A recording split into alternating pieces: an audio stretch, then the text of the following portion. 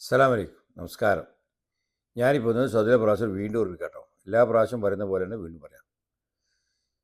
മക്കയിലേക്ക് പോകുന്ന അങ്ങോട്ട് തസ്രിയ ഇല്ലാതെ അഥവാ മക്ക പെർമിറ്റ് ഇല്ലാതെ അങ്ങോട്ട് പ്രവേശിക്കണ്ട.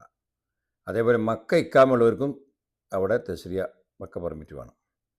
അല്ലാതെ അവിടെ തുടരാൻ പറ്റില്ല. ഇപ്പോൾ അവിടെ ചെക്കിങ് നടന്നുകൊണ്ടിരിക്കുകയാണ്. അവിടെയുള്ള ആളുകൾക്ക് പിടിച്ചുകൊണ്ട് ജിദ്ദയിൽ കൊണ്ടുവിടുന്നുണ്ട്. ഒരു പ്രാവശ്യം വാണിംഗ് ഉണ്ടാവും. രണ്ടാമത്തെ പ്രാവശ്യം പിടിക്കപ്പെടുത്താൽ പിന്നെ അത് നിങ്ങളുടെ ഓപ്ഷനിലേക്ക് 20,000 25,000 ഫൈനായിട്ട് മെസ്സേജ് വരും. ആരെങ്കിലും ഇക്കാമയിൽ അവൻ്റെ ഫാമിലിയോ അല്ലെങ്കിൽ മറ്റ് റിലേഷനോ ഉള്ള ആളുകളെ പിന്നെ ഉംറയ്ക്ക് കൊണ്ടുവന്നവരുണ്ടാവും, അല്ലെങ്കിൽ വിസിറ്റിങ്ങിന് കൊണ്ടുവന്നവരുണ്ടാവും.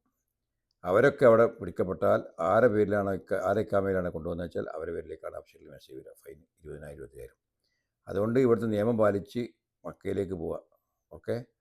അല്ലാഞ്ഞാൽ പിടിക്കപ്പെട്ടാൽ നിങ്ങൾക്ക് വളരെയധികം ബുദ്ധിമുട്ടാണ്. ആജീവാന്ത വിലക്കും മറ്റും ഒക്കെ ഉണ്ടാവും. നല്ല ശ്രദ്ധിക്കുക. മക്കയിലേക്ക് പോകുമ്പോൾ തസ്രിയ അഥവാ പെർമിറ്റ് ഇല്ലാതെ പോകണ്ട. ഈ മക്ക ഇക്കാമുള്ളവർക്കും പെർമിറ്റ് ഉണ്ടായിട്ട് അവിടെ നിന്നാൽ മതി. അല്ലെങ്കിൽ അവിടെ തുടരേണ്ട.